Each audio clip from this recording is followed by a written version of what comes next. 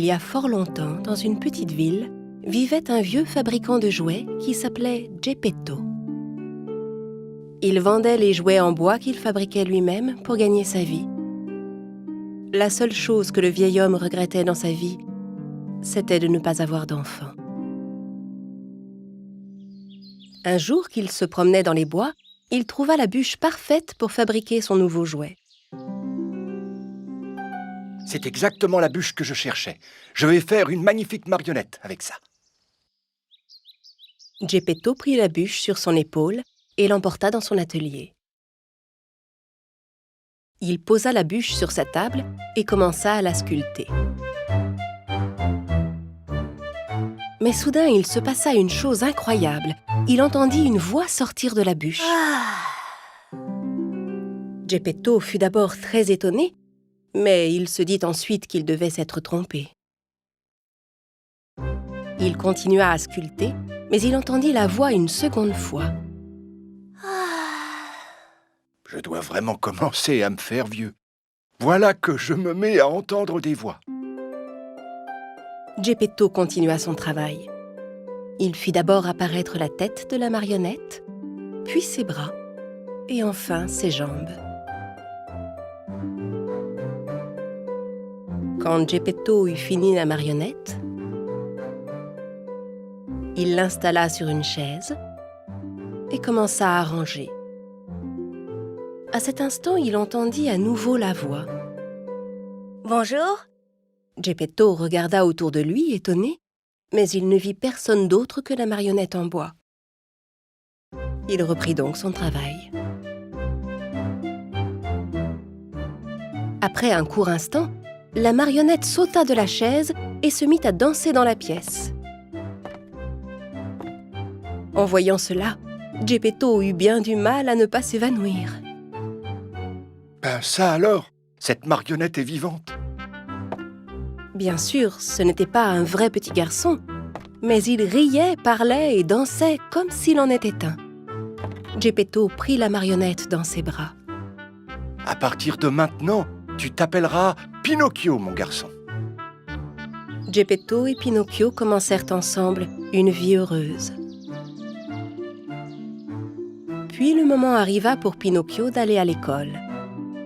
Geppetto n'avait pas assez d'argent pour acheter à Pinocchio ses fournitures scolaires. Alors il vendit son manteau et donna l'argent à Pinocchio. Pinocchio prit l'argent et se mit joyeusement en route pour l'école. Il contemplait les boutiques, les gens et les marchés qu'il croisait en chemin. Soudain, il vit un attroupement devant lui. Pour aller voir ce qu'il se passait, il se fraya un chemin au milieu de la foule. Il était si petit qu'il avait du mal à passer au milieu de tous ces gens. Arrivé devant, il vit une grande tente colorée. C'était une tente de cirque. Le clown qui était devant la tente interpellait les passants. Pinocchio était curieux de voir ce qu'il y avait à l'intérieur. Mais le clown lui barra la route. Tu ne peux pas entrer sans payer. Pinocchio réfléchit un instant, puis se rappela que Geppetto lui avait donné de l'argent pour l'école.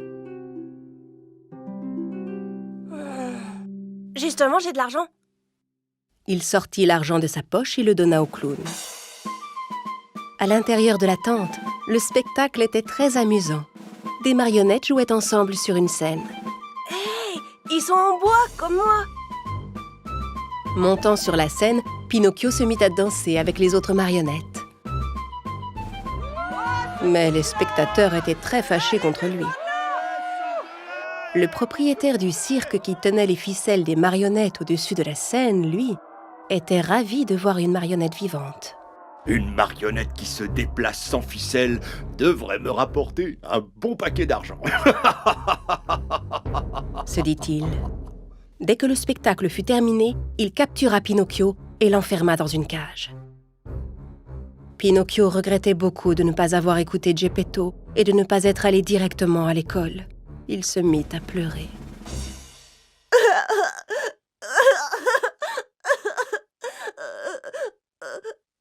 Voyant à quel point Pinocchio regrettait ce qu'il avait fait, une bonne fée apparut devant lui. « Tu aurais mieux fait d'écouter ton papa, mais je vois que tu as compris ton erreur maintenant. C'est pourquoi je suis venue pour te sauver, mais tu ne dois plus jamais recommencer. » Tout content, Pinocchio essuya ses larmes. « Mais je n'ai plus d'argent maintenant. Comment je vais pouvoir aller à l'école ?» La bonne fée lança un sort et l'argent réapparut dans la main de Pinocchio. « Cette fois, ne gaspille pas cet argent et va tout droit à l'école. » La bonne fée fit sortir Pinocchio du cirque. Pinocchio reprit le chemin de l'école en chantant gaiement. La la la la la la la la la la. Entendant Pinocchio chanter si joyeusement, le rusé renard et son ami le chat accoururent pour lui barrer la route. Ils firent un plan pour lui prendre son argent. Où vas-tu comme ça d'un air si joyeux, mon garçon? Je vais acheter des fournitures scolaires pour aller à l'école. Tu n'as pas assez d'argent pour t'acheter ce qu'il faut. Si tu suis bien nos conseils, tu gagneras beaucoup plus. Quel conseil? Si tu nous confies ton argent, nous irons le planter dans le champ magique pour faire pousser un arbre à argent. Tu n'auras plus qu'à venir cueillir l'argent chaque fois que tu en auras besoin. Le naïf Pinocchio crut tout ce que le renard lui disait et lui donna son argent. Le vilain renard et le chat s'enfuirent avec l'argent. Pinocchio resta tout seul et la bonne fée réapparut devant lui. « Pourquoi tu n'es toujours pas à l'école? Tu as acheté les fournitures scolaires avec l'argent que je t'ai donné ?» À vrai dire, la fée savait parfaitement que Pinocchio avait donné son argent au renard. Elle le mit en garde. « Surtout, ne me mens pas, ou bien tu seras puni. » Pinocchio n'écouta pas la fée et lui dit un mensonge. « Oh, j'ai acheté les fournitures, mais je les ai laissées à l'école. » À peine Pinocchio eut-il fini sa phrase que son nez se mit à grandir. « Tu me dis la vérité, tu es sûr ?» Plus Pinocchio s'entêtait à mentir, plus son nez grandissait. À la fin, il ne pouvait même plus bouger la tête. « Oh, ça alors? Mais qu'est-ce qui m'arrive tout à coup? » Finalement, il comprit son erreur et raconta à la fée tout ce qui s'était passé. Voyant que Pinocchio était revenu dans le bon chemin, la fée redonna à son nez sa taille normale. « Je te pardonne encore une fois parce que tu m'as dit la vérité. » Avec un nouveau sort, elle lui rendit l'argent que le renard lui avait pris.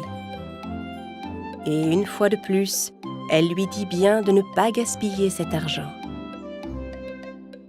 Son argent dans la main, Pinocchio reprit sa route en chantant.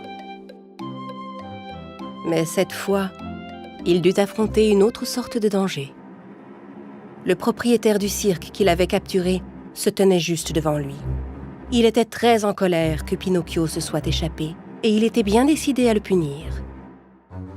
Il attrapa Pinocchio et le jeta dans la mer.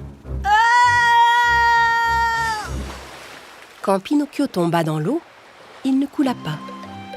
Il flotta simplement à la surface parce qu'il était fait de bois. Pinocchio aima beaucoup cette sensation et commença à nager en remuant ses bras et ses jambes. Il nagea ainsi pour rejoindre la rive et c'est alors que tout arriva. Hé, qu'est-ce qui se passe? Où est-ce que je suis? Pinocchio se retrouva soudain dans un endroit sombre. Il regarda partout autour de lui, mais ne vit aucun moyen de sortir. En fait, Pinocchio venait de se faire avaler par une baleine géante et il était à présent assis au beau milieu de son estomac. Pendant ce temps, Geppetto, inquiet, partit à la recherche de Pinocchio. Pinocchio! Pinocchio! Arrivé sur le quai où Pinocchio avait été jeté dans la mer, il demanda à tous les pêcheurs s'ils avaient vu son fils. Un des pêcheurs se rappelait avoir vu le garçon et il raconta à Geppetto comment il était tombé dans l'eau. Geppetto demanda au pêcheur de l'aider. Sachant que Geppetto était un brave homme, le pêcheur accepta bien volontiers de l'aider. Il lui prêta un petit bateau pour aller sauver Pinocchio. Geppetto monta dans le bateau et se mit à naviguer. Quelques instants plus tard, une tempête éclata. Le petit bateau ne résista pas aux énormes vagues qui se soulevaient et il chavira. Geppetto se retrouva seul au beau milieu de la mer. Geppetto était âgé et il ne savait pas nager. Le pauvre homme se mit rapidement à couler. À cet instant, la baleine géante qui avait avalé Pinocchio avala également Geppetto. Le vieil homme glissa le long de sa gorge jusque dans son estomac. Là, il entendit la voix d'un enfant.